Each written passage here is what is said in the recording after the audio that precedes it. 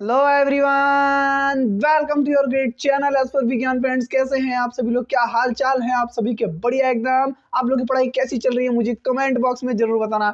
और आज हम लोग लेक्चर नंबर 2 पे मिले हैं आपके फिजिक्स बुक के चैप्टर नंबर 1 का, जिसका नाम है फिजिकल वर्ल्ड। उसका लेक्चर नंबर 2 पे मिले हैं। बहुत ही छोटा सा लेक्चर है, पूरा चैप्टर आज खत्म कर देंगे हम लोग, क्योंकि चैप्टर में न्यूमेरिकल कुछ है नहीं, इंपॉर्टेंट चीजें हैं वो सारी चीजें हम डिस्कस कर चुके हैं। और अब उसके आगे की चीज हम डिस्कस करेंगे, जैसे कि हम फर्स्ट लेक्चर देख चुके, उसके बारे में हमने जो लेक्चर नंबर 1 में जो हमने देखा था, उसके अंदर हमने देखा था कि फंडामेंटल फोर्सेस इन नेचर में जो फंडामेंटल फोर्सेस होते हैं, फिजिक्स क्या है, इस सारी चीजों के बारे में हमने डिस्कस किया था कि नहीं किया था? बिल्कुल किया था। लेकिन जिसने अभी तक लेक्चर नंबर 1 नहीं देखा है वो जाके पहले लेक्चर नंबर 1 देख लो, फिर समझ आ जाएगी सारी चीजें। ठीक है, देखो लेक्चर नंबर 2 में आज हम लोग कंजर्वेशन ऑफ लॉ पढ़ने वाले हैं। ठीक है, और conservation of law last topic है। ठीक है, और वो खत्म हो जाएगा फिर आज चैप्टर। ठीक है, तो देरी ना करते हुए चलिए जल्दी से स्टार्ट करते हैं। और हाँ, एक चीज और, आज पहले की तरह आप कमेंट बॉक्स में लिख के जाओगे, सर सच में आपने इस चैप्टर को बहुत ही ज्यादा इजी बना दिया है। सर आज से पहले हमें कोई चैप्टर या हमें फिजिक्स आज से पहले इतनी आसान नहीं लगी, बिल्कुल हलवा लग रहा है सर फिजिक्स। मजा आ जाएगा, वीडियो को एंड तक देते रहना। ठीक है, और प्यारा सा कमेंट कर देना अगर वीडियो अच्छी लगी तो। चलिए देरी ना करते हुए वीडियो को स्टार्ट करते हैं, लेट्स गो। देखो सबसे पहले आता है कंजर्वेशन ऑफ लॉज। देखो कंजर्वेशन ऑफ लॉ क्या होता है, समझना मेरी बात। कुछ फिजिकल प्रोसेस में, क्या कहा मैंने, कुछ फिजिकल प्रोसेस में कुछ फिजिकल क्वांटिटीज ऐसी भी होती हैं, क्या कहा मैंने, कुछ फिजिकल प्रोसेस, देखो फिजिकल प्रोसेस में कुछ फिजिकल क्वांटिटीज ऐसी भी होती हैं जो टाइम के साथ अनचेंज रहती है, टाइम के साथ चेंज होती ही नहीं है। तो ऐसी क्वांटिटीज कहलाती है कंजर्व्ड क्वांटिटीज। ठीक है, और इन कंजर्व क्वांटिटीज को नियंत्रित करने के लिए, यानी कि गवर्निंग करने के लिए जिस भी लॉ का यूज किया जाता है उसे कहा जाता है कंजर्वेशन ऑफ लॉ। नहीं समझा? दोबारा समझाता हूं, देखो सुनना। देखो फिजिकल प्रोसेस होती है कि नहीं होती? होती है सर, बिल्कुल होती है। तो देखो फिजिकल प्रोसेस में कुछ फिजिकल क्वांटिटीज ऐसी भी होती हैं जो टाइम के साथ चेंज नहीं होती हैं, अनचेंज रहती है टाइम के साथ चेंज नहीं होती है। तो ऐसी क्वांटिटीज क्या कहलाती हैं? कंजर्व्ड क्वांटिटीज, क्योंकि वो टाइम के साथ चेंज ही नहीं हो रही है।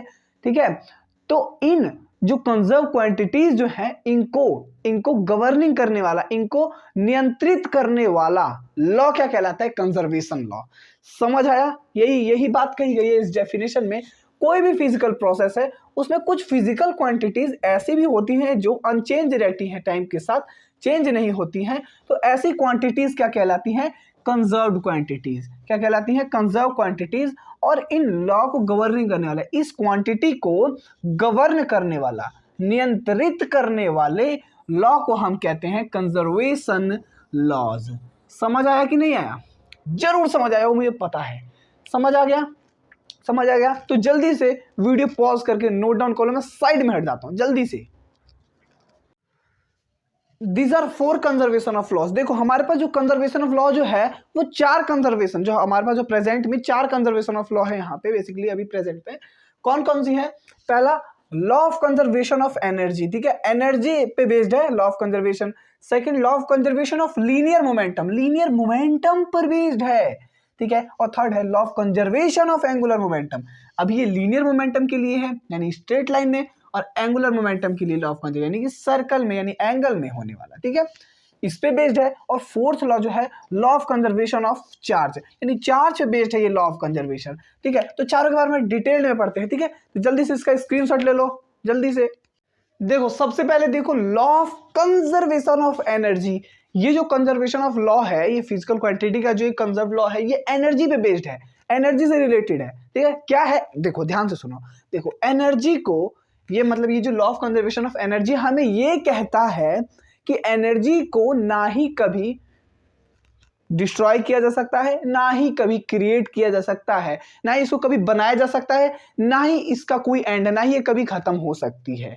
समझ आ गई मेरी बात? यही कहता है, क्या कहता है law of conservation of energy? ये कहता है कि energy can neither be created, उसको बना भी नहीं सकते, नॉर बी डिस्ट्रॉयड, उसको खत्म भी नहीं कर सकते, लेकिन but it can B change, हम उसको चेंज कर सकते हैं एक, या फिर ऐसे कह सकते हैं हम उसको ट्रांसफर कर सकते हैं एक प्लेस टू अनदर प्लेस तक। ठीक है, या चेंज कर सकते हैं एक एनर्जी से दूसरे, यानी टोटल एनर्जी में इसको चेंज हम कर सकते हैं, ये कहता है। तो क्या कहता है, it states that energy can neither be created nor be destroyed but it can be changed one from to another. एक प्लेस से दूसरे प्लेस तक इसको हम ट्रांसफर कर सकते हैं या चेंज कर सकते हैं टोटल एनर्जी में, ये कहता है law of conservation of energy. समझ आया? दोबारा बताता हूं, नहीं समझ आ रहा अभी दोबारा बताता हूं। देखो, law of conservation of energy ये कहता है कि हम एनर्जी को ना ही कहीं बना सकते हैं, ना ही हम इसे कभी खत्म कर सकते हैं, लेकिन हम इसको ट्रांसफर कर सकते हैं, हम इसको ट्रांसफर कर सकते हैं एक प्लेस टू अनदर प्लेस पर, यानी एक स्थान से दूसरे स्थान पे इसको भेजा जा सकता है, या कह सकते हो हम इसको चेंज कर सकते हैं टोटल, बहुत सारी, यानी टोटल जितनी एनर्जी लगी है उसके रूप में, उसकी फॉर्म में इसको चेंज कर सकते हैं। ये होता है law of conservation of energy, ये कहता है law of conservation of energy. समझ आया? तो जल्दी से वीडियो पॉज करके इसको कर लो, ठीक है।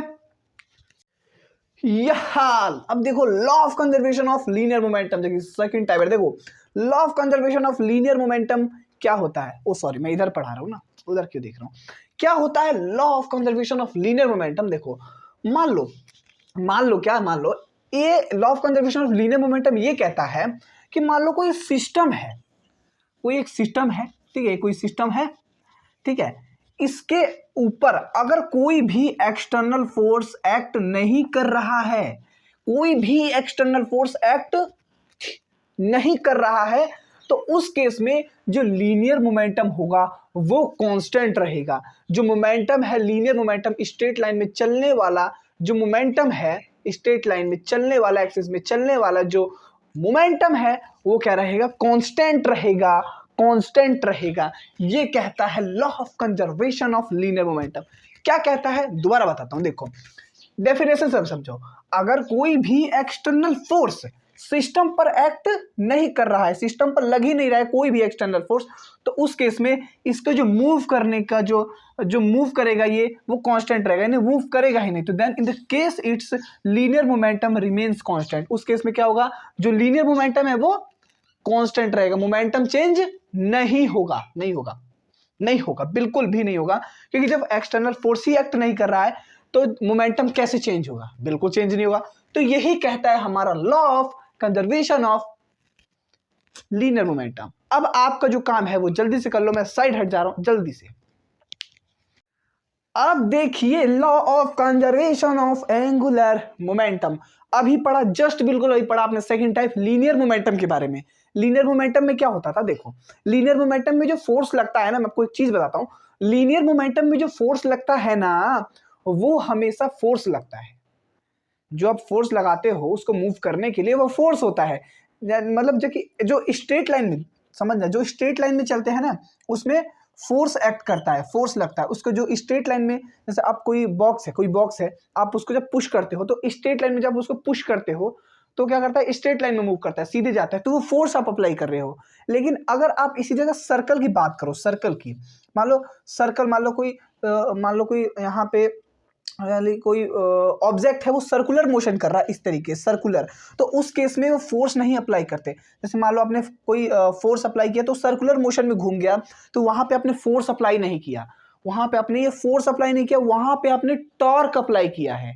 क्या अप्लाई किया है, टॉर्क अप्लाई किया है, यानी एंगुलर उसी को कहते हैं। एंगल में अगर आपने किसी चीज को, किसी ऑब्जेक्ट को मूव कराया है तो उसको टॉर्क कहते हैं, और अगर स्ट्रेट लाइन में मूव कराया है तो उसको फोर्स कहते हैं। ये बात आपको फिट रखनी है अपने माइंड में, ठीक।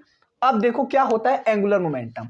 लीनियर मोमेंटम मैंने आपको समझा दिया, अब समझो एंगुलर मोमेंटम। भैया देखो एंगुलर मोमेंटम यानी कि हम किसी भी ऑब्जेक्ट पर टॉर्क अप्लाई करते हैं, तो किसी भी सिस्टम पे जब हम टॉर्क अप्लाई करते हैं तो उस केस में क्या होता है, अगर टॉर्क अप्लाई नहीं हो रहा है, अप्लाई तो कर रहे हैं लेकिन हो नहीं रहा है अप्लाई, यानी टॉर्क लगा रहे हैं लेकिन वो मूव बिल्कुल भी नहीं कर रहा है, तो उस केस में क्या होता है, जो आपका एंगुलर मोमेंटम होता है वो हमेशा कांस्टेंट रहता है। भैया समझ आया क्या कहा मैंने, यही बात। बस क्या हुआ, लीनियर मोमेंटम में क्या था, लीनियर मोमेंटम में क्या था कि हम फोर्स अप्लाई करते थे तो लीनियर मोमेंटम जो कांस्टेंट रहता था, और एंगुलर मोमेंटम में क्या है कि टॉर्क अगर अप्लाई नहीं हो रहा है तो उस केस में एंगुलर मोमेंटम कांस्टेंट रहेगा। तो बस सेम डेफिनेशन है यहाँ पे, external torque acts on a system, then in the case it's angular momentum remains constant. ठीक है, अगर कोई भी एक्सटर्नल जो टॉर्क है वो सिस्टम पर, जैसे अभी समझा कोई सिस्टम है ये, ठीक है, कोई सिस्टम है जिस पे आपने फोर्स नहीं सॉरी टॉर्क अप्लाई किया, तो इसने बिल्कुल भी, इसको तो करना जो है कि सर्कल मोशन है, लेकिन इसने बिल्कुल भी कोई मोशन ही नहीं किया, कोई मोशन नहीं किया, कोई मोशन किया ही नहीं। तो कोई मोशन नहीं किया इसका मतलब इसमें कोई भी चेंज नहीं आया, इसने अपना कोई भी एंगल हल्का सा भी नहीं बढ़ाया, तो उस केस में कॉमन सी बात है, common sense, it is common sense, angular momentum will be constant, remains constant ही रहेगा। समझ आ गई मेरी बात? तो ये होता है एंगुलर मोमेंटम। अब बढ़ते हैं लास्ट टाइप की तरफ, लास्ट टाइप, और फिर चैप्टर खत्म। जल्दी से इसका स्क्रीनशॉट ले लो या वीडियो पॉज करके नोट डाउन करा करो साथ साथ में, तो ही ठीक रहेगा, ठीक है ना। जल्दी से ले लो, स्क्रीनशॉट ले लो। ओहो, अब देखो last topic, law of conservation of charge. क्या है law of conservation of charge? देखो, the total amount of electric charge does not change with time. ठीक है, यानी कि इलेक्ट्रिक चार्ज है, चार्ज का मतलब चार्ज, ठीक है, इलेक्ट्रिक चार्ज है, ठीक है, वो टाइम के साथ अनचेंज रहता है, वो चेंज होता ही नहीं है, कांस्टेंट रहता है। ठीक है, तो यानी कि the total amount of electric charge does not change with time, time के साथ चेंज नहीं होता इलेक्ट्रिक चार्ज, यानी कि इलेक्ट्रिक चार्ज का टोटल अमाउंट जो टाइम के साथ चेंज नहीं होता है वो होता है law of conservation of charge. या ऐसे भी कह सकते हो कि total change of isolated system remains constant, यानी कोई आइसोलेटेड सिस्टम है उसका जो चेंज होगा वो बिल्कुल नहीं होगा, चेंज होगा ही नहीं आइसोलेटेड सिस्टम में, ऐसे भी कह सकते हो, कांस्टेंट रहेगा। अब कह रहे हो सर आइसोलेटेड सिस्टम क्या होता है सर?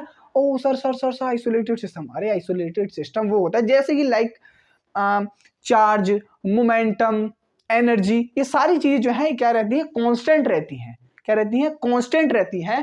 तो उस केस में, किस केस में? Law of conservation of charge के केस में, तो ये कहलाता है law of conservation of charge. अब जल्दी से इसका स्क्रीनशॉट ले लो और हमारा चैप्टर खत्म हो चुका है। कितनी खुशी की बात है यार, जल्दी से इसका स्क्रीनशॉट ले लो जल्दी से।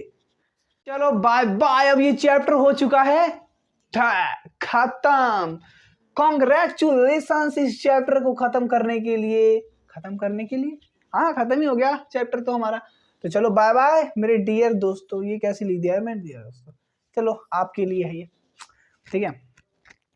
और अब हम सेकंड चैप्टर को जल्द ही लाने वाले हैं, ठीक है। इस चैप्टर में जितनी सारी चीज आपको बता दी, मजा आ गया हो तो अगर वीडियो अच्छी लगी हो तो एक प्यारा सा कमेंट करना जरूर है आप लोग को। अगर नहीं करोगे तो फिर देखना, करना है आप लोग को, प्यारा सा कमेंट जरूर करना है आप लोग को कि सर सच में ये चैप्टर इजी लगा या नहीं लगा, मुझे बताना जरूर है आप लोग को, ठीक है।